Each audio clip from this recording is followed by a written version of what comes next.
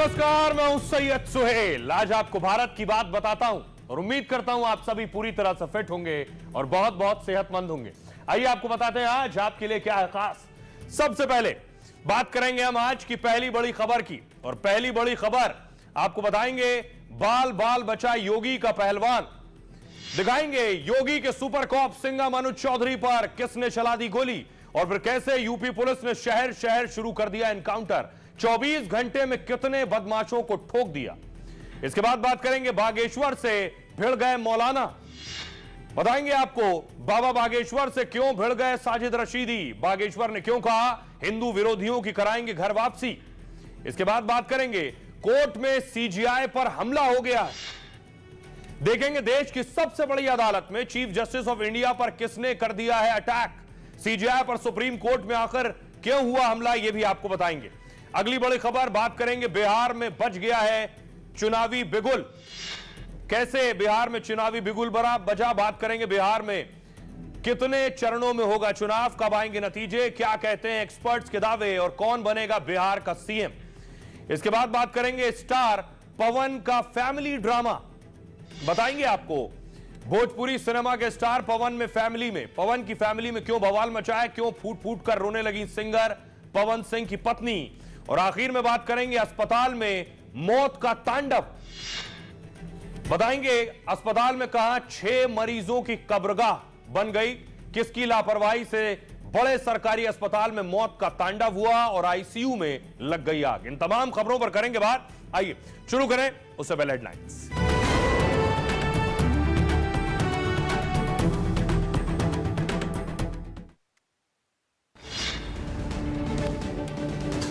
बाढ़ पीड़ितों को राहत सामग्री बांटने गए बीजेपी सांसद विधायक पर बंगाल में हमला, पथराव और लाठीचार्ज में सिर फूटने से लहूलुहान। प्रधानमंत्री मोदी ने निंदा कर टीएमसी को दी नसीहत। ओडिशा के कटक में बवाल के बाद 36 घंटे का कर्फ्यू लागू हो गया, इंटरनेट सेवा भी बंद। विश्व हिंदू परिषद ने आज बुलाया था बंद, अब तक 8 आरोपी गिरफ्तार। जयपुर के सवाई मानसिंह अस्पताल में आग से 6 मरीजों की मौत के बाद एक्शन, अधीक्षक और ट्रॉमा सेंटर इंचार्ज को हटाया गया, स्वास्थ्य मंत्री के खिलाफ हंगामा। सुप्रीम कोर्ट के मुख्य न्यायाधीश पर वकील ने जूता फेंकने की कोशिश की, जस्टिस बीआर गवाई ने प्रधानमंत्री मोदी ने उनसे फोन पर बात की और घटना की निंदा की। बिहार में छठ पर्व के बाद 2 चरणों में होंगे विधानसभा चुनाव। 6 और 11 नवंबर को डाले जाएंगे वोट, 14 नवंबर को वोटों की गिनती के साथ आएंगे नतीजे। बिहार चुनाव की तारीख आने से पहले सीएम नीतीश ने किया पटना मेट्रो का उद्घाटन। फिलहाल 4.5 किलोमीटर के बीच 3 स्टेशन पर चलेगी मेट्रो, कल से आम लोग भी कर सकेंगे सफर। वोटिंग से एक दिन पहले भी दोनों गठबंधन में सीट शेयरिंग तय नहीं। महागठबंधन में शामिल वीआईपी अध्यक्ष मुकेश सहनी बोले, मैं डिप्टी सीएम बनूंगा। कांग्रेस 2020 के फॉर्मूले से सीटें मांग रही है। ओवैसी ने तेजस्वी पर लगाया चुनाव में बीजेपी की मदद का आरोप, बोले तेजस्वी का वोटर मोदी की गोद में बैठकर चाय पी रहा है, सब वर्गों के नेता तो फिर 19% मुस्लिमों का नेता क्यों नहीं। भोजपुरी स्टार पवन सिंह और उनकी पत्नी ज्योति सिंह का विवाद गहरा गया है। बिहार से पवन सिंह के घर लखनऊ पहुंची ज्योति का रोते हुए वीडियो आया, बोली यहां से मेरी लाश जाएगी। यूपी के रायबरेली में भीड़ ने दलित की पीट पीट कर हत्या कर दी है, कांग्रेस का दावा है आखिरी वीडियो में ले रहा था राहुल गांधी का नाम। अजय राय पीड़ित परिवार से मिले, राहुल ने फोन पर की बातचीत। कनाडा में लॉरेंस गैंग ने फिर फैलाई दहशत, अपने विरोधी नवी तेसी के घर, दफ्तर और कॉम्प्लेक्स में कराई फायरिंग। भारत को गीदड़ भभकी के बाद पाकिस्तान ने पढ़े चीन की शान में कसीदे, फौजी प्रवक्ता बोले चीनी हथियारों ने हिंदुस्तान से संघर्ष में बेहतरीन काम किया, 7 फाइटर जेट्स गिराने का फर्जी दावा किया। भारतीय नौसेना में शामिल हुआ आईएनएस आंद्रोथ, उथले पानी में दुश्मन के सबमरीन अटैक को रोकेगा, 80% भारतीय सामान से बना है। गिल और संजू से बदतमीजी के बाद अब पाकिस्तानी गेंदबाज अबरार अहमद ने पार की सारी हदें, शिखर धवन को मुक्का मारने की जताई ख्वाहिश, बोले बॉक्सिंग खेलूं तो सामने धवन हो। केदारनाथ धाम में सीजन की पहली बर्फबारी का भक्तों ने लिया आनंद, हिमाचल और जम्मू कश्मीर में कई इलाकों ने ओढ़ी बर्फ की सफेद चादर।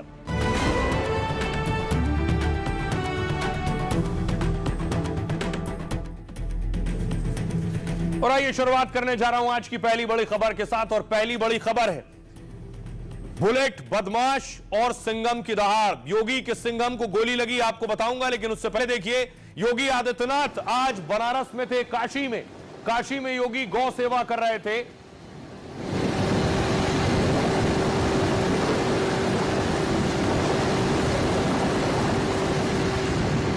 वाराणसी की तस्वीर है, गौ सेवा करते हुए योगी अपने हाथ से खिलाते हुए, और युवाओं को लैपटॉप भी बांटे योगी ने। वहीं दूसरी तरफ महिला अपराध पर जीरो टॉलरेंस की तस्वीर नजर आई। मेरठ से एक तस्वीर ये देख रहे हैं, एक लड़की के साथ छेड़छाड़ हो रही है, सीसीटीवी है उसका।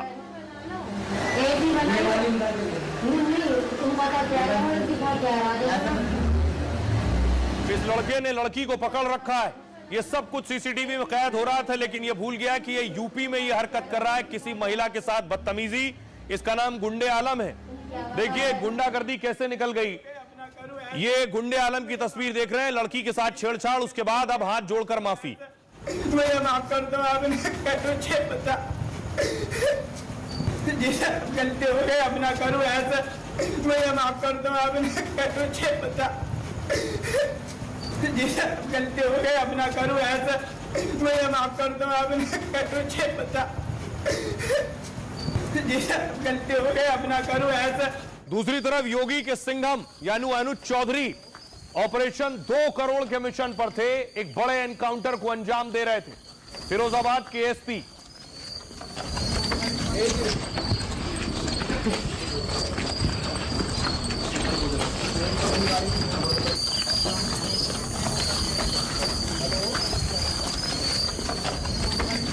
$2 करोड़ रुपए लूटकर फरार हुआ अपराधी, जिसका एनकाउंटर किया अनुज चौधरी ने। यह देख रहे हैं नरेश पंडित की बॉडी है। नरेश पंडित पर 2 करोड़ रुपए लूटकर फरार होने का आरोप था।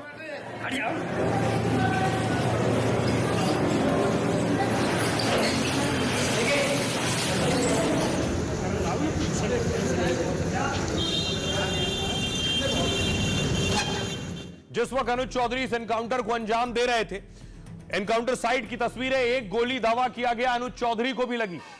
अनुज चौधरी संभल के सीओ हुआ करते थे, अभी फिरोजाबाद में है एसपी।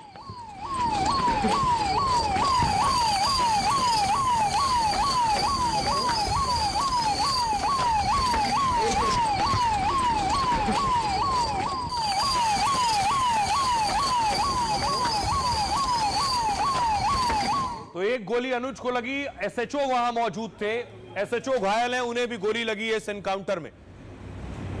इनामी बदमाश ने फायरिंग की एनकाउंटर के दौरान, और एक गोली एसएचओ को लगी जो घायल है, अस्पताल में इलाज चल रहा है, और एएसपी अनुज चौधरी को भी गोली लगी। उत्तर प्रदेश में ताबड़तोड़ एनकाउंटर हो रहे हैं। 8 साल में 15,000 से ज्यादा एनकाउंटर हुए हैं। योगी की पुलिस अपराधियों पर काल बनकर उतर रही है और 3 दिन में 4 नामी बदमाशों को ढेर कर दिया है। यूपी में ऐसे ही एक एनकाउंटर में योगी के पहलवान खुद उतर गए। नामी बदमाश को पकड़ने के लिए अनुज चौधरी मोर्चे पर थे। खूंखार अपराधी ने अनुज चौधरी पर अचानक गोली चला दी। गोली अनुज के सीने के पास लगी और वो जमीन पर गिर गए। यूपी समेत पूरे देश में हड़कंप मच गया कि अनुज चौधरी को क्या हुआ और शातिर अपराधी नरेश पंडित कैसे ढेर हो गया।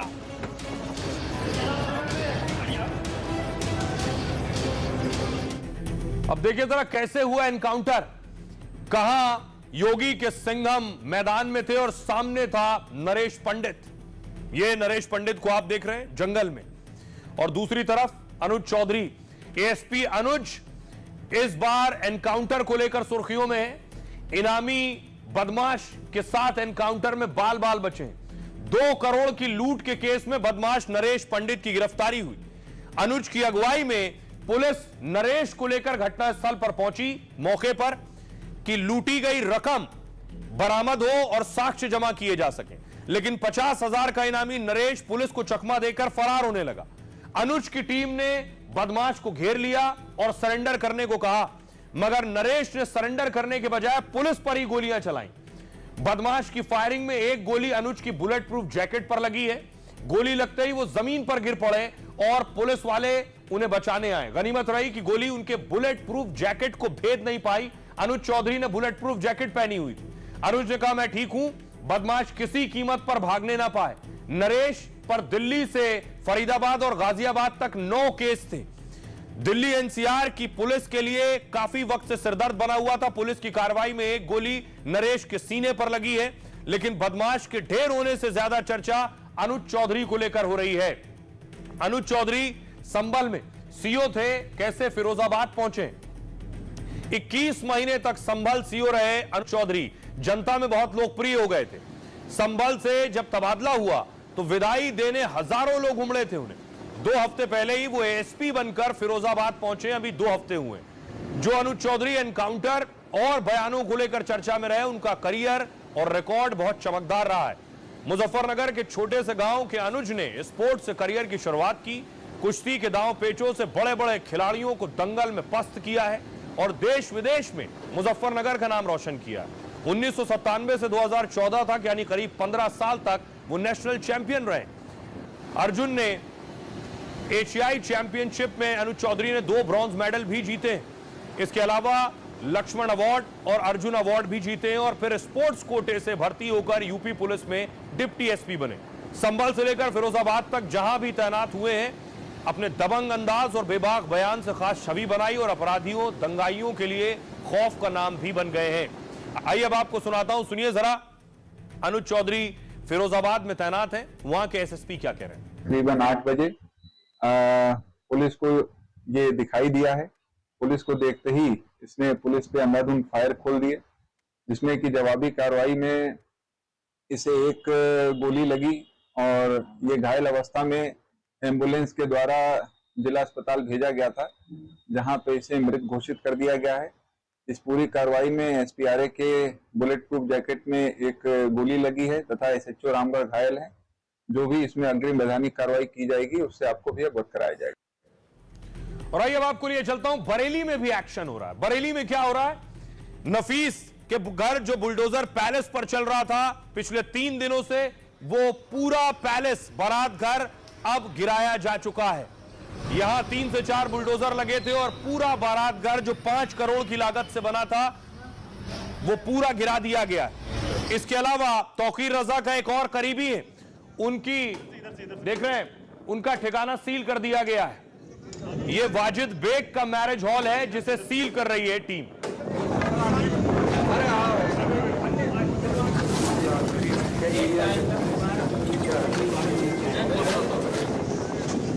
यानी तौकीर के जितने करीबी हैं उन पर अभी भी कार्रवाई हो रही है।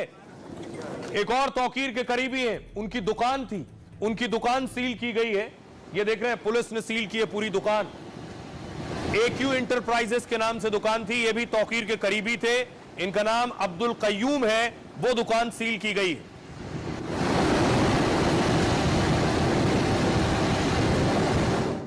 यानी इस बात को लगभग 10 दिन हो गए, लेकिन एक्शन एक एक पर हो रहा है। ये 5 तस्वीरें जारी की गई हैं जिनको पुलिस तलाश रही है, इनके ऊपर इनाम भी रखा गया है। आरोप है ये इस हिंसा में शामिल थे। इसमें बबलू खान, नदीम, अदनान सकलैनी, साजिद सकलैनी और अफजल बेग, इन सब को पुलिस तलाश रही है। बरेली में देखिए पुलिसिया एक्शन कहां तक पहुंचा है। ये जो आप चेहरे देख रहे हैं, इनको तलाश रही है पुलिस। 7 फरार उपद्रवियों पर 15,000 का इनाम घोषित किया है पुलिस ने। इन पर रेप और गंभीर अपराधों के कई आरोप हैं। ये हिस्ट्री शीटर तौकीर के करीबी होने का दावा करते हैं। बरेली में भीड़ जमा करने और उकसाने का काम इन्होंने किया। आरोपियों पर गैर जमानती वारंट भी जारी हो सकते हैं और उनसे उपद्रव में हुए नुकसान की वसूली भी संभव है। पुलिस ने ऐसे 25 से 30 उपद्रव करने वाले बाकायदा चिन्हित कर लिए। तौकीर के कुछ और करीबियों की संपत्ति और ठिकाने सील कर दिए गए। तौकीर के खास वाजिद बेग का बारात घर सील कर दिया गया। सपा नेता और बारात घर बिना नक्शा पास कराए बनाया गया था। ये तौकीर के करीबी अब्दुल कय्यूम मुन्ना का ई बाइक शोरूम भी सील कर दिया गया है और अब्दुल कय्यूम सपा के पार्षद हैं और उनका शोरूम अवैध है। तौकीर के खास नफीस नदीम की अवैध दुकान भी सील हो चुकी है। तौकीर से जुड़े लोगों की 250 करोड़ की संपत्ति सील है। बवालियों पर कई राउंड बुलडोजर की कार्रवाई भी हो गई। तौकीर के दामाद मोहसिन रजा के घर बुलडोजर चला। तौकीर के खास नफीस का मैरिज हॉल ध्वस्त किया गया। तौकीर के रिश्तेदार ओमान का ई चार्जिंग स्टेशन गिराया गया और जहां तौकीर छुपा था वहां भी बुलडोजर चल सकता है। यानी चौतरफा एक्शन हो रहा है। सुनिए जरा इस पर क्या कुछ कह रहे हैं तौकीर के करीबी जिनकी दुकान सील की गई है और डीआईजी क्या कह रहे हैं। साहब, मैं समाजवादी पार्टी सिंबल पे सन 2000 से लगातार चुनाव लड़ रहा हूँ। फिर मैं कैसे मौलाना तौकीर का करीबी हो जाऊंगा। उनकी अपनी राजनीतिक पार्टी है, वो चुनाव लड़ते हैं, अपने प्रत्याशी उतारते हैं। मेरे खिलाफ भी प्रत्याशी एक बार उतारा उन्होंने, पूरी ताकत झोंकी। मैं कहाँ से, मेरी मोबाइल की डिटेल बता देगी, मैं उनसे कभी बात मेरी उनसे कभी नहीं होती। क्या बात है, उसको मैं जो भी कानूनी प्रक्रिया है वो अपनाऊंगा, मैं उसमें देखूंगा क्या है। कि जो शुक्रवार को उपद्रव हुआ था, ये सारी जानकारी आप लोग को पहले बताई गई थी। उसके क्रम में पहले 10 एफआईआर थे, एक और दर्ज किया गया है। कुल 11 एफआईआर इसमें पंजीकृत किए गए हैं। अभी तक इसमें 84 लोगों को जेल भेजा गया है। कल इसमें 7 लोगों पर एसएसपी बरेली द्वारा 15-15 हज़ार रुपये का रिवार्ड किया गया है। ये वो लोग हैं जो ना तो पुलिस के सामने अपनी बात रखने के लिए आ रहे थे, ना ही माननीय न्यायालय के सामने आ रहे थे। इसलिए इन पर विधिक प्रक्रिया के तहत पुरस्कार घोषित किया गया है। इसमें तौकीर रजा सहित जो प्रमुख अभियुक्त थे, कई लोगों की गिरफ्तारी सुनिश्चित हो गई है। कुछ और लोग जो शेष हैं उनके खिलाफ कार्रवाई की जा रही है। आई लव मोहम्मद के बाद एक्शन हुआ, चाहे वो बरेली हो या यूपी के अलग अलग जिलों हो। बहुत से लोग इस एक्शन को लेकर योगी से गुस्सा हैं। वो योगी के खिलाफ उल्टे सीधे पोस्ट कर रहे हैं। ऐसे ही पोस्ट करने वाले 2 युवकों को पुलिस ने पकड़ा है, जिन्होंने योगी के खिलाफ पोस्ट किया था। उनकी तस्वीर के साथ छेड़छाड़ की थी। आरोपियों को देख रहे हैं आप, दोनों ने हाथ जोड़ रखे हैं। इन दोनों को पुलिस ने पकड़ा है, योगी के खिलाफ इन्होंने पोस्ट किया था। अगली तस्वीर मैं आपको दिखाऊं, उसके बाद ये दोनों माफी मांग रहे हैं जब थाने से इन्हें निकालकर बाहर लाया गया।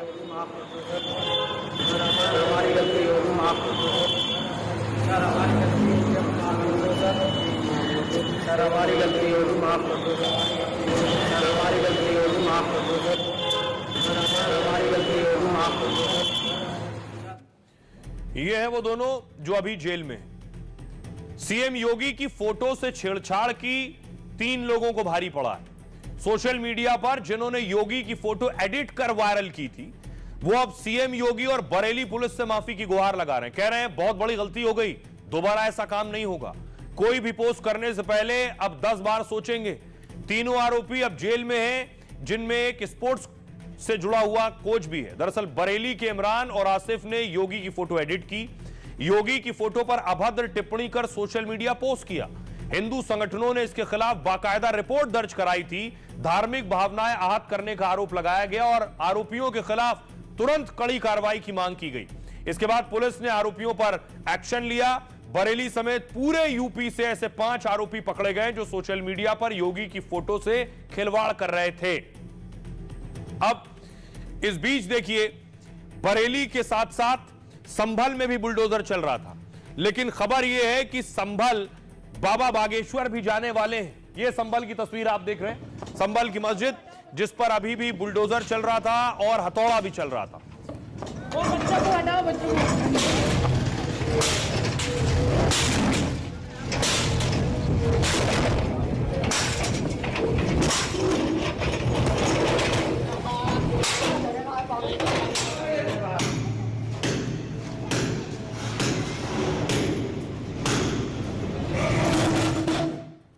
अब बाबा बागेश्वर कह रहे हैं वो संभल जाने वाले हैं, तो देखिए साजिद रशीदी क्या कह रहे हैं उनको। बाबा बागेश्वर कह रहे हैं संभल समेत यूपी में कई जगह पदयात्रा करेंगे और बताएंगे कि हिंदू जनता सतर्क हो जाए। हिंदू विरोधियों का या तो देश निकाला जाए हिंदू विरोधियों को, या फिर उनकी घर वापसी कराई जाए। साजिद रशीदी कह रहे हैं बाबा बागेश्वर हमेशा नफरत फैलाने की बात करते हैं, देश निकाला करने की बात करने वाले वो होते कौन है? आप संभल में ही पदयात्रा क्यों निकालना चाहते हैं? मेरे यहां सहारनपुर आ जाइए, दिल्ली चले जाइए। बागेश्वर कह रहे हैं होली और राम जुलूस पर पत्थरबाजी एक ट्रेंड हो गया है, हमें हिंदू धर्म की रक्षा के लिए बड़े कदम उठाने होंगे। घंटी बजाना, पूजा करना, तिलक लगाना ही धर्म नहीं है, बल्कि अधर्म के खिलाफ आवाज उठाना भी धर्म है। इसके लिए माला और भाला दोनों रखना जरूरी है। साजिद रशीदी कह रहे हैं वो हिंदू राष्ट्र की बात करते हैं, माला और भाला की बात करते हैं, कभी कहते हैं कि चाकू तेज रखो।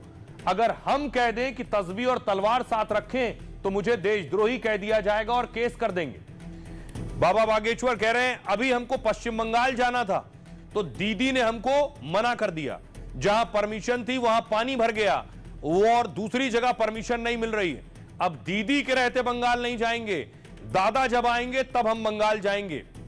साजिद रशीदी कह रहे हैं बाबा बागेश्वर जैसे संतों को ऐसे बोलने की मंजूरी क्यों है, जो अपने बयानों से देश में नफरत फैलाने में लगे हैं, ऐसे लोगों पर तुरंत कड़ा एक्शन क्यों नहीं हो रहा है। तो बाबा बागेश्वर बंगाल जाने की बात कर रहे हैं, कह रहे हैं अभी नहीं जाऊंगा, दीदी है, जब दादा आ जाएंगे तब जाऊंगा। देख बंगाल में क्या हुआ, बंगाल में बीजेपी के सांसद पर आज अटैक हो गया। बीजेपी के सांसद मुर्मू को आप देख रहे हैं, जिनकी गाड़ी पर अटैक हुआ।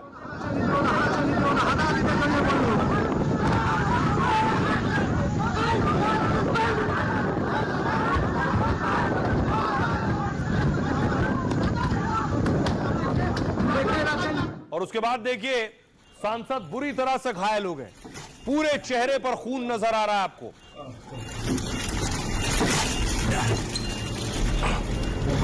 आरोप टीएमसी के कार्यकर्ता पर लगाया है। टीएमसी कार्यकर्ताओं ने हमला किया। बताया जा रहा है कि बीजेपी के सांसद खगेन मुर्मू जहां बाढ़ आई है उन प्रभावित इलाकों का दौरा करने जा रहे थे, जिस बीच टीएमसी ने उन पर हमला किया। रही आपको बताऊं, सुनिए जरा बाबा बागेश्वर क्या कह रहे हैं और साजिद रशीदी क्या कह रहे हैं। हम जाएंगे और उन नक्कटों की भी ठटरी मारेंगे, चिंता मत करो। देश का ऐसा कोई कोना नहीं होगा जहां हम नहीं जाएंगे और हिंदू विरोधी लोगों की ठटरी और गठरी दोनों बांध कर या तो देश निकाला करवाएंगे या उनकी घर वापसी करवाएंगे। कौन है भाई आप देश निकाला करने वाले? क्या आप सरकार हैं या आप देश के चीफ जस्टिस हैं? आपको किसी ने अथॉरिटी दे दी देश निकाला देने के लिए? इस तरह की बातें करना देश में नफरत फैलाने जैसा है। संभल में ही क्यों यात्रा करेंगे आप? मेरे यहां सहारनपुर आ जाइए या दिल्ली में यात्रा कीजिए। ये बिला वजह की बातें हैं, देश में नफरत फैलाने वाली बातें हैं। अब तुम माला और भाला अपने साथ रखो। यही बयान अगर मैं दे दूं कि मुसलमान तस्बीह और तलवार साथ में रखें तो मेरे खिलाफ केस हो जाएगा, मुझे देशद्रोही कह दिया जाएगा, मुझे एक समुदाय को भड़काने वाला कह दिया जाएगा। दुर्गा मूर्ति पर पत्थरबाजी, राम जुलूस पर पत्थरबाजी, ये इनका सबसे बड़ा ट्रेंड हो गया। इसी के लिए तो हम हिंदुओं के डर को मिटाने के लिए पूरे देश भर में पदयात्राएं कर रहे हैं, तो हिंदुओं को जगा रहे हैं। उनको इस तरह के अल्फाज बोलने की इजाजत क्यों दी जाती है? उनके खिलाफ कार्रवाई क्यों नहीं होती? बागेश्वर धाम धीरेन्द्र शास्त्री के खिलाफ कार्रवाई होनी चाहिए। ये ऐसा प्राणी है जो हमेशा नफरत की बात करता है। कोलकाता में जो श्री हनुमान जी का 3 दिवसीय चरित्र का गुणगान होना था और अज्ञात कारणों से उसको स्थगित किया गया। कालांतर में पुनः कोलकाता आएंगे और हनुमान जी का चरित्र सुनाएंगे। यूपी से एक हिला देने वाली तस्वीर सामने आई है। रायबरेली में एक शख्स की पीट कर हत्या कर दी गई।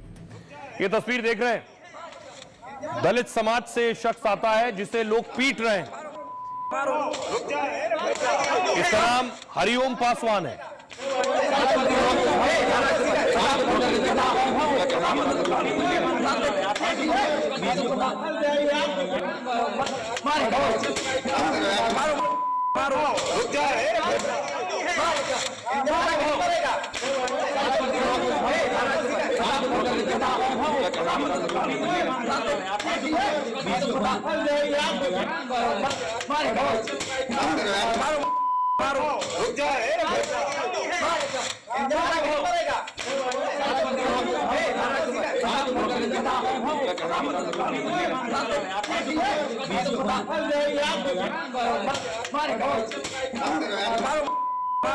जब इस युवक को पीट रहे थे तो ये युवक जब दम तोड़ रहा था, उस वक्त ये राहुल गांधी का नाम ले रहा था, जिस वक्त इसको पीट कर आखिरी वक्त था।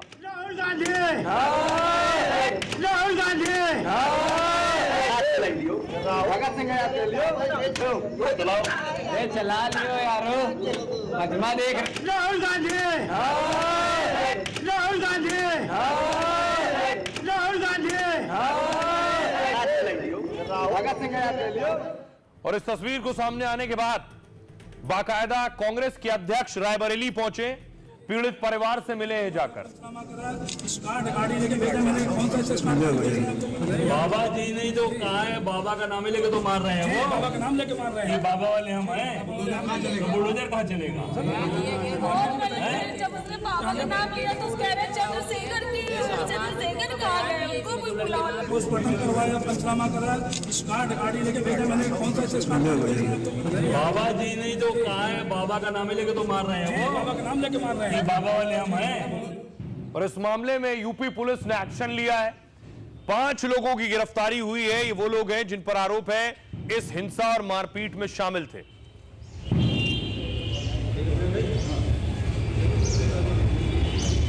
आइए आपको बताऊं कि आखिर ये पूरा बवाल हुआ क्यों। रायबरेली में पीट पीट कर हत्या हुई, युवक की पीट पीट कर मर्डर कर दिया गया। खबर है कि ड्रोन चोरी के शक में युवक की हत्या की गई। कुछ लोग युवक को चोर चोर कहकर लाठी डंडे से पीटने लगे। युवक छोड़ने की गुहार लगाता रहा, लेकिन भीड़ रुकी नहीं। दलित युवक की हत्या के बाद अब सियासत होने लगी। मृतक के परिवार से राहुल गांधी ने फोन पर 3 बार बात की।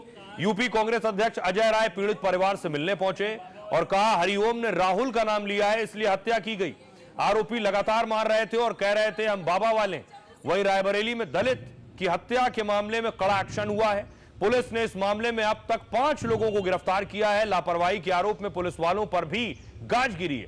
ऊंचाहार कोतवाल संजय कुमार का ट्रांसफर कर दिया गया है और रायबरेली के 3 पुलिस कर्मियों को सस्पेंड कर दिया गया है। आइए आपको सुनवाता हूं, सुनिए अजय राय क्या कह रहे हैं और पीड़ित परिवार की पिता क्या कह रहे हैं और बहन क्या कह रही है। सरकार से मुझे बस यही मांगे कि जिन जिन लोगों ने मेरे भाई को मारा है उनको फांसी की सजा होनी चाहिए और उनके घर में बुलडोजर चलना चाहिए। बेटे के साथ मर्डर हुआ, जिस तरह से मैं दुखी हूँ, अब बिलख रहा हूँ, उसी तरह वो बिलखे, उसका परिवार बिलखे और उनकी फांसी की सजा हो और उनके घर में बुलडोजर चले, तब मुझे संतोष है। नहीं तो जिंदगी भर मैं भी उसी तरह तड़प तड़प के मर जाऊंगा। आ रहे थे और लोगों ने उन्हें पकड़ के पीट पीट के मार ही डाला।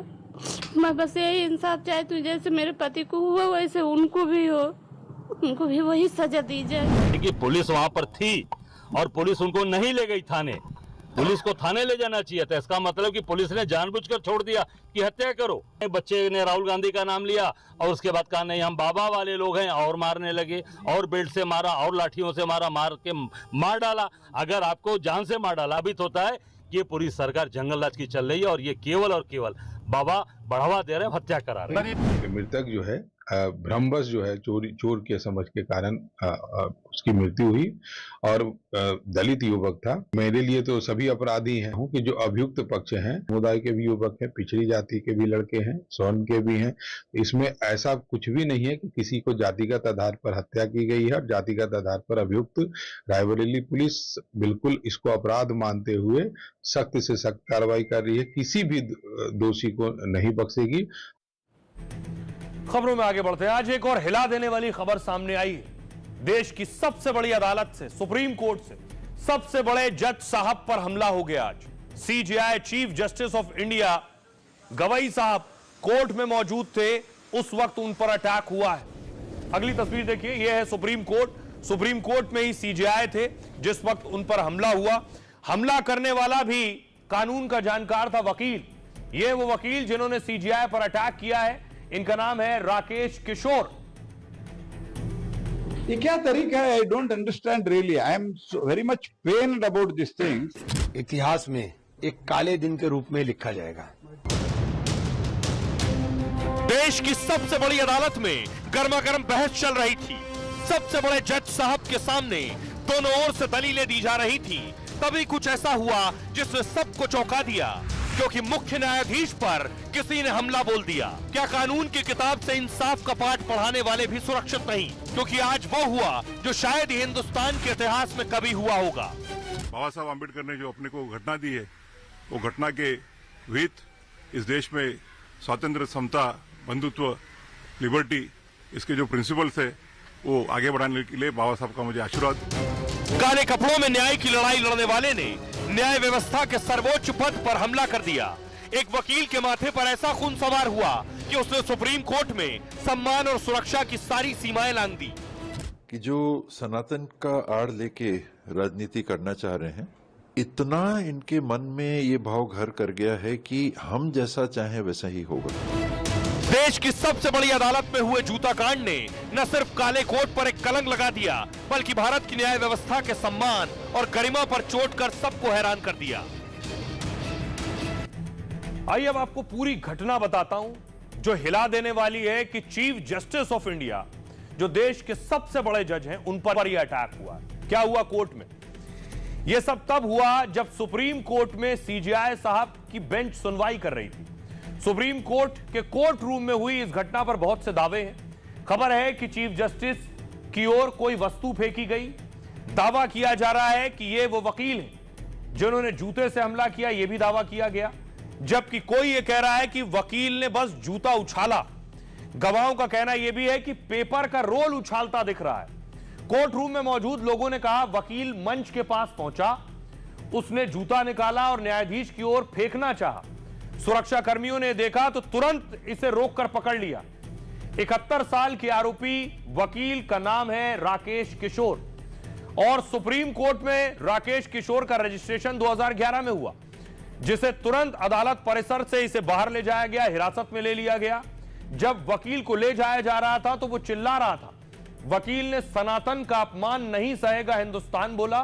इस घटना से सब सन्न थे। कुछ देर कोर्ट की कार्रवाई भी रोकी गई। हालांकि घटना के बाद सीजेआई गवाई साहब ने अपना संयम बनाए रखा। उन्होंने अदालत में वकीलों से अपनी दलीलें जारी रखने को कहा। सीजेआई गवाई साहब बोले कि इन बातों से मुझे कोई फर्क नहीं पड़ता, इस तरह की बातों से हम विचलित नहीं, आप भी मत होइए। सीजेआई ने आरोपी को छोड़ने और जूता वापस करने को कह दिया, जिसके बाद जांच और पूछताछ के बाद इस वकील को छोड़ दिया गया है। आइए आपको सुनवाता हूं देश के जो बड़े वकील हैं इस घटना के बाद वो क्या कह रहे हैं, सुनिए। दिखता है कि ये कास्टिस्ट रिमार्क है चीफ जस्टिस के खिलाफ, लेकिन पूरे इंस्टीट्यूशन के खिलाफ। और मैं चाहूंगी कि इंस्टीट्यूशन के तरफ से स्पष्टीकरण हो जाए और एक स्टेटमेंट दिया जाए कि इस तरह के अटैक्स सुप्रीम कोर्ट टॉलरेट नहीं करेंगे। बहुत ही दुखद घटना इसलिए हम कह सकते हैं कि जो पता चला कि लॉर्ड विष्णु के मैटर्स में उसमें जो कमेंट आया था ऑनरेबल सीजेआई का, उसी पे ही उन्होंने ऐसा प्रयास किया है। अगर ये घटना सच है तो एक्शन होना चाहिए। अब देखिए ये हरकत हुई क्यों, ये बवाल क्यों हुआ, इसके पीछे वजह है। ये तस्वीर आप देख रहे हैं, ये भगवान विष्णु जी की प्रतिमा है और खंडित है, ये खजुराहो में है। इसी प्रतिमा से जुड़ा हुआ मामला देश की अदालत में पहुंचा। कोर्ट में सीजेआई की कोर्ट थी और सीजेआई की कोर्ट में विष्णु जी की खंडित मूर्ति पर सुनवाई हो रही थी। तो क्या हुआ देखिए, यह है वो मूर्ति जिसे आप देख रहे हैं, इसी पर सुनवाई हो रही थी। सीजेआई पर हमले के पीछे उनके एक बयान को वजह बताया जा रहा है। भगवान विष्णु मामले में उनकी टिप्पणी से वकील नाराज था। यह मामला मध्य प्रदेश के खजुराहो में एक मंदिर से जुड़ा हुआ है, जहां भगवान विष्णु की 7 फीट ऊंची एक सिर कटी मूर्ति है, खंडित है। इसकी पुनर्स्थापना को लेकर सुप्रीम कोर्ट में याचिका लगाई गई। मूर्ति को मुगल आक्रमण के दौरान खंडित होने का दावा किया गया, लेकिन सीजेआई ने 16 सितंबर को मूर्ति बहाली की याचिका खारिज कर दी। इसी दौरान सीजेआई ने कहा जाओ और भगवान से खुद करने को कहो, तुम भगवान विष्णु के कट्टर भक्त हो तो जाओ उनसे प्रार्थना करो। प्रतिमा वैसी ही रहेगी, संरक्षित स्थल पर एएसआई की अनुमति चाहिए। सीजेआई ने कहा इसे अगर पूरा करना है, बनाना है तो आर्कियोलॉजिकल सर्वे ऑफ इंडिया यानी एएसआई से अनुमति लो। भगवान से कहो वाले बयान पर सोशल मीडिया पर विरोध होने लगा सीजेआई का। फिर सीजेआई ने सफाई देकर कहा मैं सभी धर्मों का सम्मान करता हूं, मेरी टिप्पणी को सोशल मीडिया पर गलत तरीके से पेश किया गया, लेकिन इसे सनातन का अपमान बताकर कई लोग गुस्सा हुए। दावा है कि आरोपी वकील राकेश ने भी इसलिए हमला किया है। अब इसके बाद सियासत भी खूब शुरू हो गई। हमला एक वकील ने किया, लेकिन देखिए सियासतदान किस पर हमला करने लगे। सबसे पहले इमरान मसूद ने कहा यह जाति धर्म के नाम पर फैलाई नफरत का नतीजा है, इतिहास में इसे काले दिन के रूप में लिखा जाएगा। वो बर्दाश्त नहीं कर सकते कि दलित का बेटा सीजेआई बन गया है। टीएस सिंहदेव कांग्रेस नेता ने कहा बीजेपी और उसके समर्थक सनातन पर सियासत कर रहे हैं, उनके मुताबिक फैसले नहीं हो तो ये हावी होना चाहते हैं। सुप्रिया सुले सांसद शरद गुट, इन्होंने कहा कि कोर्ट में सीजीआई पर हमले की कोशिश चिंताजनक है। यह न्यायपालिका पर दबाव बनाने की कोशिश है। सम्मान बनाए रखने के लिए सख्त एक्शन की जरूरत है। वकीलों के संगठन ने कहा, हम गहरा दुख और अस्वीकृति जताते हैं। यह जज और वकील के संबंधों पर प्रहार करने वाला है। सुप्रीम कोर्ट स्वतः संज्ञान लेकर उचित कार्रवाई कर सकता है। रोहित पांडे पूर्व सचिव हैं सुप्रीम कोर्ट बार एसोसिएशन के। उन्होंने कहा, पूछताछ में पता यह चला कि वो वकील 2011 बार का सदस्य है। उसने भगवान पर सीजीआई के बयान के बाद यह हरकत की है। आइए आपको सुनवाता हूं, अब सुनिए जरा सियासतदान क्या कह रहे हैं। सुप्रीम कोर्ट के चीफ जस्टिस के ऊपर जूता फेंकना कोई छोटी घटना नहीं है, और मुझे तो लगता है कि ये बर्दाश्त नहीं हो पा रहा है कि एक दलित का बेटा भी सीजीआई बन सकता है। तो जो हम बार बार बोल रहे हैं कि देश के अंदर जाति और धर्म के नाम पर नफरत भर दी गई, ये उसी की परिणाम कि जो सनातन का आड़ लेके राजनीति करना चाह रहे हैं, इतना इनके मन में ये भाव घर कर गया है कि हम जैसा चाहे वैसा ही होगा। तो कहीं कोई फैसला या कहीं कोई बात अगर उनकी सोच और उनके निर्णय के विपरीत बात सामने आती है तो उसको लेके चल ही नहीं सक रहे। जब उनके खिलाफ कोई फैसला आए तो चुनाव आयोग से लेकर के ईवीएम मशीन तक अब न्यायपालिका के जो सर्वोच्च न्यायाधीश हैं उन पर भी आरोप प्रत्यारोप कर रहे हैं। यानी मूर्खता किसमें हो सकती है मान सकते हैं, पर मूर्खता की सीमाएं भी कुछ होनी चाहिए। जो सबसे वरिष्ठ जज हैं, the chief justice of India के ऊपर एक सिरफिरा वकील आएगा, नारा लगाएगा और जूता फेंकने की कोशिश करेगा। ये बहुत दिक्कत तलब बात है। ये शायद उनका बड़प्पन है कि उन्होंने कहा कार्रवाई चलती रहे, लेकिन ये हम सबके लिए चिंता का बहुत बड़ा विषय है। ये क्या तरीका है? I don't understand really. I am very much pained about this things. और आइए खबरों में आगे बढ़ते हैं। आज की एक और बहुत बड़ी खबर है जिसका बेसब्री से लोगों को इंतजार था। चुनावी बिगुल किसकी बत्ती गुल, ये आपको बताएंगे किसकी बत्ती गुल। लेकिन आज चुनाव आयोग की प्रेस कॉन्फ्रेंस थी और बिहार चुनाव की तारीखों का ऐलान चुनाव आयोग ने किया। बिहार के चुनाव 2 फेजेस में होंगे और दूसरा 11 नवंबर ट्यूसडे।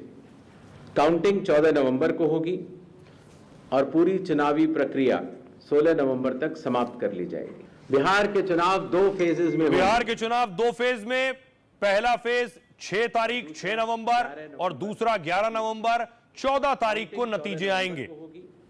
लेकिन इस बीच बिहार चुनाव से पहले, तारीखों के ऐलान से पहले एक और बवाल शुरू हो गया। पवन सिंह को आप देख रहे हैं, भोजपुरी स्टार, पिछले दिनों मिले उपेंद्र कुशवाहा साहब से, उनके चरण स्पर्श किए और जो गिले शिकवे थे वो दूर किए। माना जा रहा था कि बिहार चुनाव की सियासत में पवन सिंह कोई बड़ा रोल निभाने वाले हैं, कोई बड़ा करिश्मा भी करेंगे चुनाव में। लेकिन उससे पहले एक फैमिली ड्रामा उनका सामने आया। अगली तस्वीर देखिए, ये पवन सिंह और उनकी पत्नी है, दोनों के बीच मामला कोर्ट में चल रहा है। लेकिन पवन सिंह की पत्नी अचानक घर पहुंच गई, बिहार से लखनऊ के घर। ये तस्वीर देख रहे हैं आप, पत्नी घर पर थी और पवन सिंह नहीं थे। देख लीजिए, बहुत सारी चीजें हम आज भी छुपा के रखे, हम नहीं लाते वीडियो में क्योंकि मेरा पति है वो। लेकिन नहीं, आज नहीं, वो पति आज हमको थाने में भेज रहे हैं, पुलिस भेज रहे हैं उनके घर में आने के लिए। एक बार नहीं, 10-10 बार भेजे। देख लीजिए आप लोग अपने पवन भैया का असली चेहरा, देख लीजिए, बहुत सारी चीजें हम आज भी छुपा के रखे, हम नहीं लाते वीडियो में क्योंकि मेरा पति है वो। लेकिन नहीं, आज नहीं, वो पति आज हमको थाने में भेज रहे हैं, पुलिस भेज रहे हैं उनके घर में आने के लिए। एक बार नहीं, 10-10 बार भेजे। देख लीजिए आप लोग अपने पवन भैया का असली चेहरा। और उसके बाद पवन सिंह की पत्नी ने किसी को फोन लगाया। ये वो तस्वीर है, फोन लगाकर वो रोती रही, रो रो कर बात करती रही। ये आदमी हमको बर्बाद कर दिया भैया, बाप रे बाप। नहीं भैया, अब यहाँ से एक ही शब्द निकलेंगे, हमारा नाम जाएगा यहाँ से। आदमी हमको बर्बाद कर दिया भैया, बर्बाद कर दिया भैया, बर्बाद कर दिया। ये आदमी हमको बर्बाद कर दिया भैया,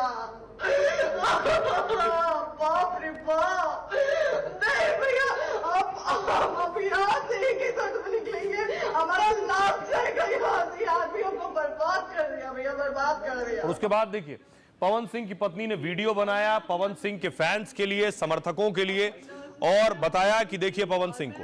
आ चुकी हूँ पवन जी के घर पे और पवन जी ने हमारे लिए एक पुलिस थाने में पता नहीं FIR की है। देखिए हम आप लोगों के कहने पे, सिर्फ आप लोगों के कहने पे हम यहाँ पे आए थे, क्योंकि आप लोगों ने बोला था कि भाभी आप जाइए, देखते हैं कौन निकालता है। आप उनकी पत्नी हैं और उनकी पत्नी बन के हम यहाँ पे आए थे और देख लीजिए ये लोग हमको लेने आए हैं और अब हम थाने में जा रहे हैं। अब आप लोग फैसला करेंगे, आप जनता हैं, आप लोग फैसला करेंगे कि हमें न्याय कैसे मिलेगा।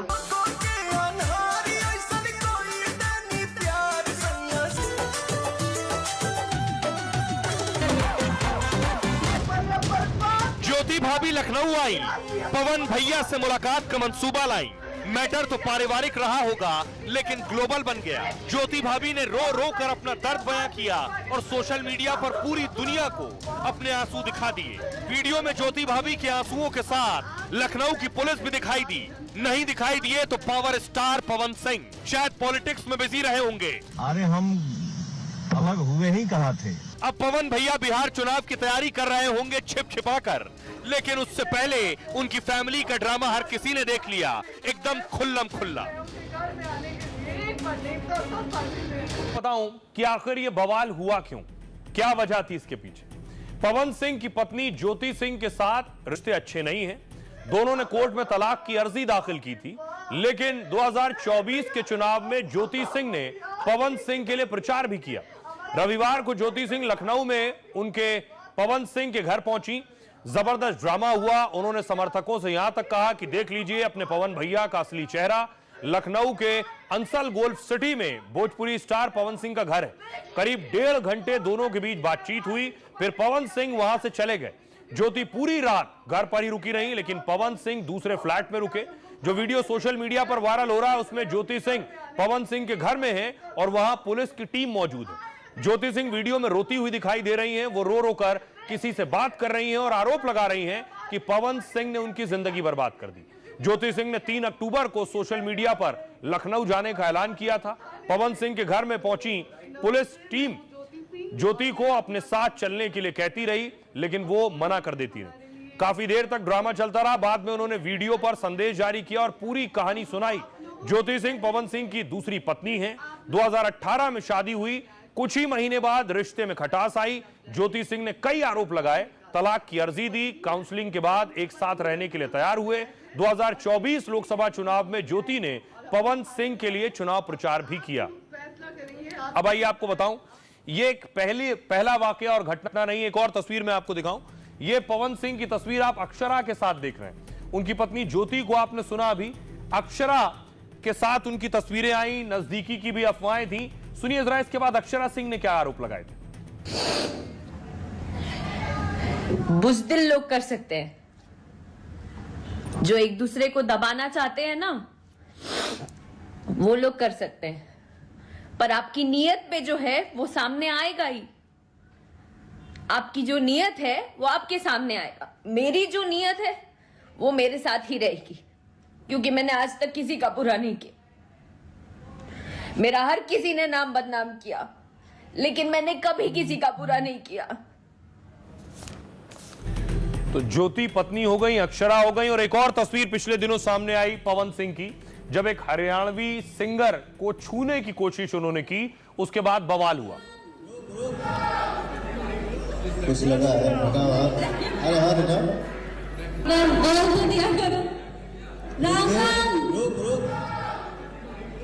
कुछ लगा। तो अब सवाल यह है कि पवन सिंह सुर्खियों में इस वजह से भी, और पवन सिंह ठीक सियासत में आने से पहले ये तस्वीरें आना और साथ ही साथ पत्नी का आरोप लगाना उन्हें बवाल में घेर रहा है। 1997 में पहला एल्बम रिलीज हुआ पवन सिंह का। 2004 में पहली बार भोजपुरी फिल्म में काम मिला। 2008 में लगावे लू लिपस्टिक गाने से मशहूर हुए और 2020 में बॉलीवुड फिल्मों में भी पहली बार गाना गाया। 2024 के लोकसभा चुनाव से पहले बीजेपी में शामिल हुए। बीजेपी ने पश्चिम बंगाल के आसनसोल से टिकट दिया। आसनसोल से चुनाव लड़ने से मना किया, बीजेपी ने निकाला। बिहार के काराकोट से निर्दलीय उम्मीदवार के तौर पर लड़े। आपको याद होगा काराकोट में दूसरे नंबर पर रहे और उपेंद्र कुशवाहा इनकी वजह से चुनाव हार गए। 2014 में सीमा सिंह से इन्होंने पहली शादी की। शादी के अगले साल सीमा सिंह ने खुदकुशी कर ली। निजी जीवन हमेशा इनका विवादों में रहा। भोजपुरी हीरोइन अक्षरा सिंह के साथ भी अफेयर की खबरें आई। 2018 में पवन सिंह ने ज्योति सिंह से दूसरी शादी की। अक्षरा सिंह ने भी अभी तक शादी नहीं की। अब देखिए, पिछले लोकसभा चुनाव में कराकाट सीट से निर्दलीय लड़े, 2,74,000 से ज्यादा वोट पाकर एनडीए को नुकसान पहुंचाया। शाहबाद में एनडीए को बड़ा झटका लगा और चारों सीटें हार गई। सासाराम, बक्सर और भभुआ में एनडीए का खाता नहीं खुला। भोजपुर की 7 में से 5 सीटों पर बीजेपी जेडीयू को हार मिली। चारों जिलों में राजपूत और कुशवाहा वोटरों की अच्छी खासी संख्या है। शाहबाद में एनडीए की चुनौती बड़ी है। आरके सिंह भी नाराज बताए जा रहे हैं। पवन सिंह की लोकप्रियता शाहबाद का समीकरण बदल सकती है। 4 दिन पहले उपेंद्र कुशवाहा और बीजेपी नेताओं से मुलाकात की। पवन सिंह के समर्थन से शाहबाद इलाके में एनडीए को मजबूती मिलेगी और उससे पहले यह हंगामा हो गया। लेकिन इस हंगामे के बीच आपको बताऊं, चुनावी बिगुल बज चुका है कि चुनाव नजदीक है। तारीखों का ऐलान हो चुका है। सारी पार्टियां जोर आजमाइश कर रही हैं। राहुल गांधी यात्राएं कर चुके हैं, पीएम मोदी रैलियां कर चुके हैं, रोड शो कर चुके हैं और आज चुनाव आयोग ने तारीखों का ऐलान किया। अगली तस्वीर में आपको दिखाऊं, चुनाव आयोग ने तारीखों की घोषणा की। जो मैंने आपको बताया कि 6 तारीख को पहले चरण का चुनाव होगा, 6 नवंबर को, दूसरा चरण 11 नवंबर को और उसके बाद 14 को नतीजे आएंगे। आइए आपको बताऊं कि आखिर आपकी सीट पर कब चुनाव हो सकता है। सबसे पहले देखिए, पहला चरण 6 नवंबर को और 6 नवंबर को जो पहला चरण है उसमें 121 सीटों पर चुनाव होंगे। 14 नवंबर को नतीजे आएंगे। पहले चरण की सीटें देखिए, गोपालगंज, सीवान, सारण, मुजफ्फरपुर, वैशाली, समस्तीपुर, दरभंगा, बेगूसराय, सहरसा, मधेपुरा, खगड़िया, बक्सर, भोजपुर, पटना, नालंदा, शेखपुरा, मुंगेर और लखीसराय। इसके बाद देखिए जरा, दूसरे चरण में जो 20 जिलों में वोटिंग होगी, पश्चिमी चंपारण, पूर्वी चंपारण, ये 11 तारीख वाली सीटें, पूर्वी चंपारण, शिवहर, सीतामढ़ी, मधुबनी, सुपौल, अररिया, किशनगंज, पूर्णिया, कटिहार, भागलपुर, बांका, जमुई, नवादा, गया, जहानाबाद, अरवल, औरंगाबाद, रोहतास और कैमूर, ये 11 को होंगी इन सीटों पर चुनाव और 14 नवंबर को नतीजे आएंगे।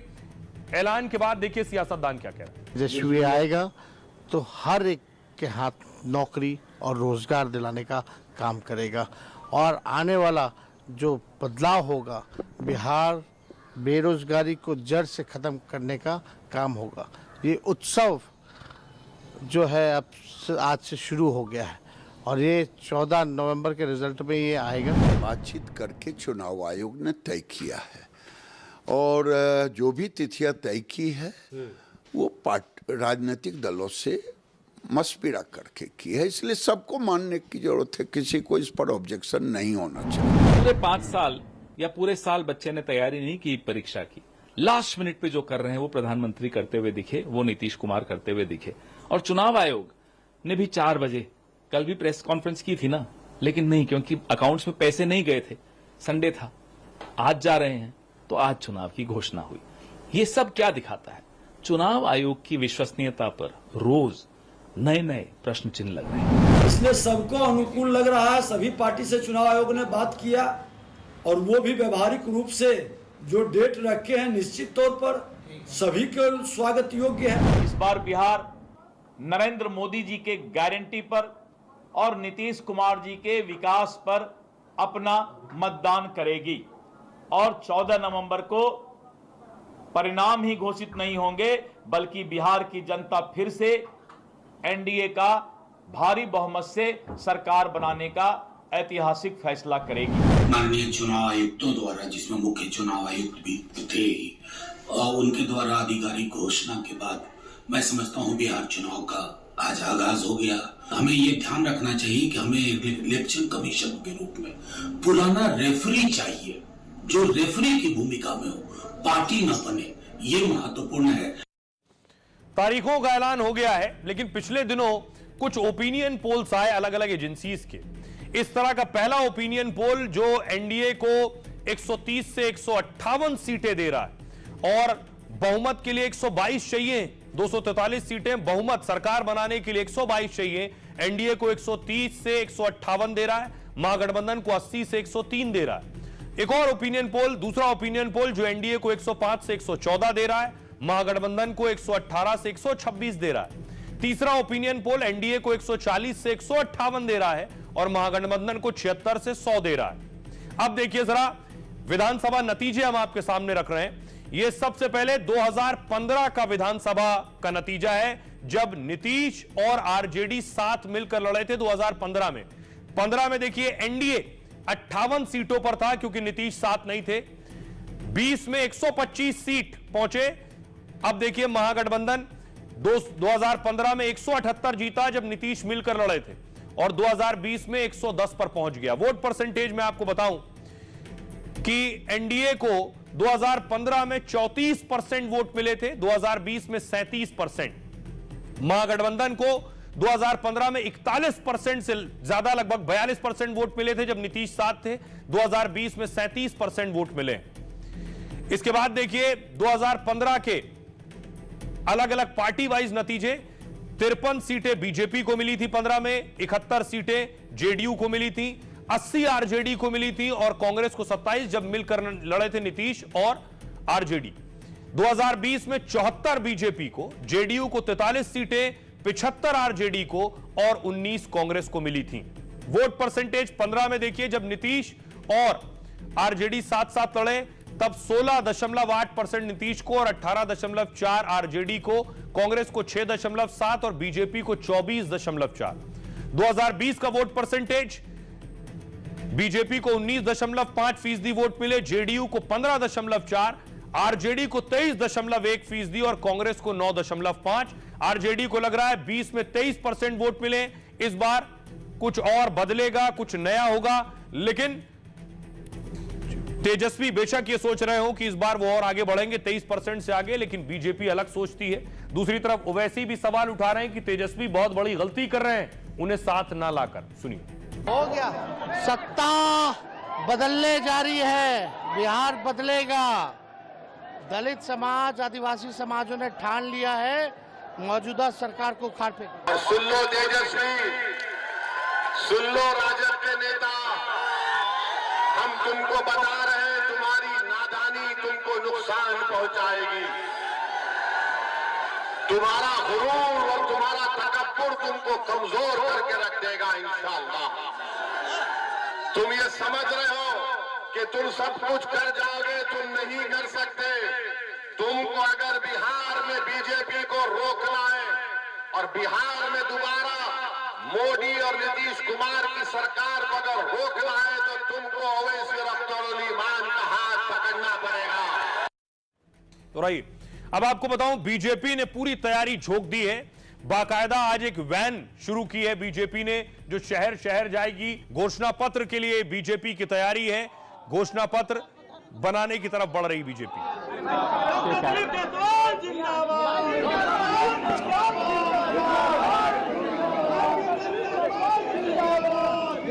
एक दूसरा पेच सीट बंटवारे को लेकर फंसा है कि कौन कौन किस सीट पर लड़ेगा। यह महागठबंधन में भी है और एनडीए में भी है। क्या तैयारी है? सबसे पहले महागठबंधन में देखिए आरजेडी 130 सीटें लड़ सकती है, कांग्रेस 55 सीटें लड़ सकती है, लेफ्ट पार्टियां 35 सीटें और वीआईपी 20 सीटें।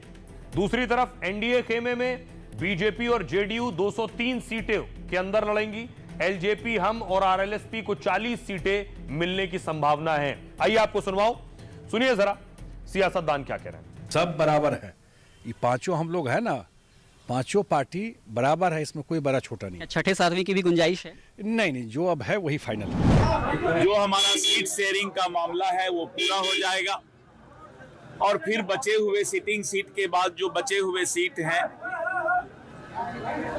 जो हमारे भारतीय जनता पार्टी के कोटे में आएगा, हम उस पर फिर चर्चा का एक तिथि तय करके जल्द ही चर्चा करेंगे। घोषणा होगी तो हम लोग देखेंगे, जब चिट्ठी आएगी सामने वो तो घोषणा करना ही, आज नहीं तो कल।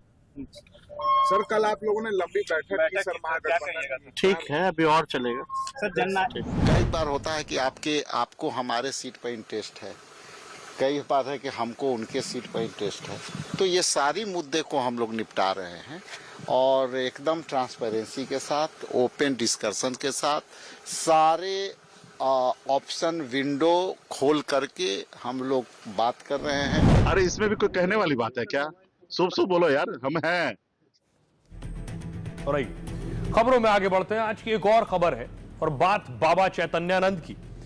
5 स्टार बाबा का 5 स्टार अश्लील अड्डा जो हम आपको दिखाएंगे। बाबा से जुड़े रोज नए खुलासे सामने आ रहे हैं।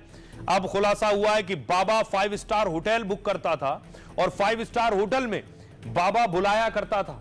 आइए आपको बताऊं कि आखिर बाबा क्या कर रहा था। शोषण के आरोपी चैतन्यानंद की अश्लील साजिश उजागर हुई। बाबा के लिए छात्राओं को 5 स्टार होटल में बुलाया जाता था। इस काम के लिए चैतन्यानंद की महिला ब्रिगेड लगी थी। लड़कियों को फंसाने की साजिश का ऑडियो सामने आया है। ऑडियो में बाबा याशी के लिए जाल बिछाने वाली बातें करता है। महिला ब्रिगेड की कमांडर श्वेता पीड़ित लड़कियों को धमकाती है। चैतन्यानंद के लिए लड़कियों को 5 स्टार में बुलाती। कहा कि बाबा ने तुम्हारे लिए शानदार रूम बुक किया है। लड़कियों को 5 स्टार होटल में बाबा के साथ डिनर करना होगा और इसके बाद 5 स्टार होटल में ही रात गुजारनी होगी। इसके लिए बाकायदा लड़कियों से कपड़े लेकर आने को कहा, लेकिन लड़की फोन पर विरोध करते हुए आने से मना कर देती है। तब भी बाबा की शागिर्द महिला धमकाती रहती है। वो पैसे, परीक्षा के नंबर और डांटने का हवाला देती रहती है। बाबा चैतन्यानंद के ऐसे कई अश्लील किस्से सामने आ चुके हैं। चैतन्यानंद के कमरे से पुलिस को सेक्स टॉय, पॉर्न सीडीज मिली। लड़कियों के शोषण और फर्जीवाड़े के चक्कर में तिहाड़ जेल में है बाबा। बाबा के जो खुलासे हो रहे हैं, जो ऑडियो सामने आ रहे हैं बातचीत के, वो जरा सुनिए। बाबा क्या एक्सक्यूज है ये तुम लोगों का ना, फालतू का। ये फालतू का एक्सक्यूज है। तुम जस्ट मीटिंग अवॉइड करना चाह रहे हो कि वो डिडक्शन मार्क्स डिडक्ट हुए, इतनी 3-4 बार डांट पड़ेगी, स्वामी जी डांटेंगे, या वो उनसे सिर्फ मीटिंग अवॉइड करने के लिए तुम लोगों ने ये सब बहाना एक्सक्यूज दे रहे हो। तो अभी ना अपना एकोमोडेशन अरेंज कर लो आप लोग। वहाँ का एकोमोडेशन हम लोग खत्म कर रहे हैं। ओके। हेलो, मैं कह रही थी कि मेरे को एक तो 3 सब्स का नंबर मैसेज कर दो, और दूसरा कल यहाँ से आने के बाद कल 23 तारीख को जब तुम अपने ऑफिस से निकलोगी दोनों, एक होटल का नाम दूंगी। तुम्हें वहाँ सीधा उस होटल में जाना है। वहाँ पे स्वामी जी आए हुए हैं। वहाँ से उनसे मिलोगे, उनके साथ डिनर करोगे। रूम बुक किया हुआ है, कल वहीं रुकोगे रात को। उन्होंने तुम दोनों के लिए एक रूम बुक कर दिया है। कल वहीं रुकोगे और परसों 24 तारीख को वहीं से ऑफिस से आओगे। ठीक है? तो मुझे अपने कपड़े लेके जाना कल जब ऑफिस के लिए निकलो। तो मुझे 3 सब्स का नंबर मैसेज कर दो। तो बाबा के काले कारनामे एक एक कर सामने आ रहे हैं। आज की एक और दिल दहला देने वाली खबर है। अस्पताल में मौत का तांडव। तस्वीर राजस्थान की है। राजस्थान का बहुत बड़ा अस्पताल है, SMS अस्पताल। उसमें ICU वार्ड में आग लग गई है। आग की लपटें आपको दिखाई दे रही हैं। बीती रात ये आग लगी है।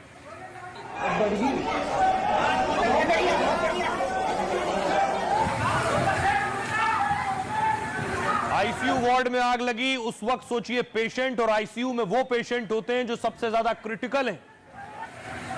उसके बाद देखिए मौके पर एम्बुलेंस एक के बाद एक पहुंची है क्योंकि अस्पताल खाली किया जा रहा था।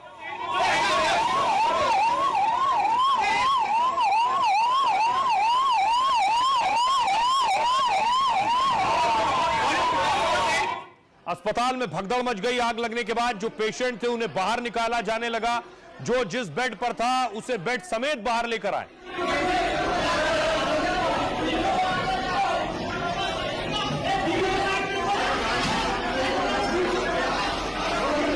उसके बाद देखिए जरा, अस्पताल के बाहर बिस्तरों की लाइन लगी थी क्योंकि पेशेंट सब बाहर लाए जा चुके थे।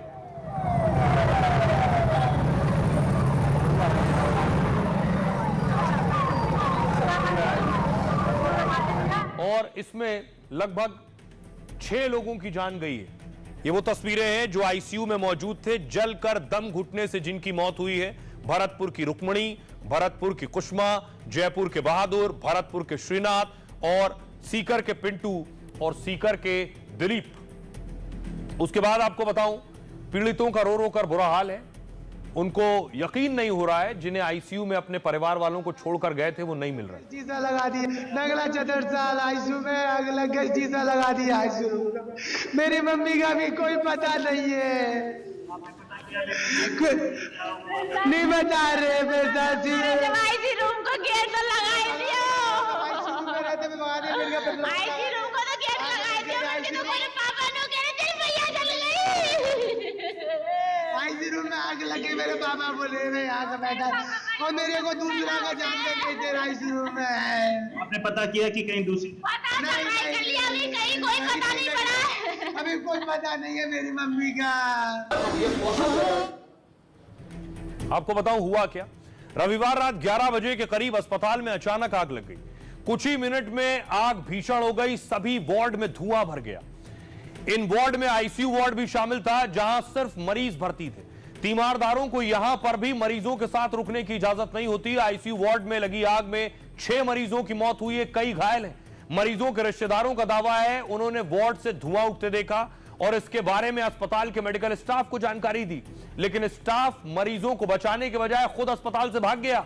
20 मिनट में हर जगह धुआं धुआं हो गया, सबका दम घुटने लगा। रिश्तेदारों ने किसी तरह अपने मरीजों को वार्ड से निकालकर जान बचाई। इस अस्पताल में आग लगने की वजह शॉर्ट सर्किट बताया जा रहा है। हालांकि मरीजों को छोड़कर स्टाफ का भागना भी सवालों के घेरे में। अस्पताल अधीक्षक और ट्रॉमा सेंटर अधीक्षक को पद से हटा दिया गया है। इसके अलावा इंजीनियर मुकेश सिंघल को भी निलंबित किया गया। इस हादसे के लिए सरकार ने 6 सदस्यीय टीम का गठन किया है। फॉरेंसिक टीम ने मौके पर जाकर सबूत इकट्ठा किए और जांच रिपोर्ट के आधार पर सरकार हादसे पर बड़ा एक्शन ले सकती है। इस पर सरकार जांच कर रही है, लेकिन देश में ऐसे बहुत से अस्पताल हैं जिनमें हालात इससे ज्यादा बदतर हैं। शायद उन्हें दुरुस्त किए जाने की जरूरत है। बहरहाल फिलहाल इतना ही। आप अपना और अपनों का बहुत बहुत ख्याल रखिए। रुक रहे हैं एक छोटे से ब्रेक के लिए।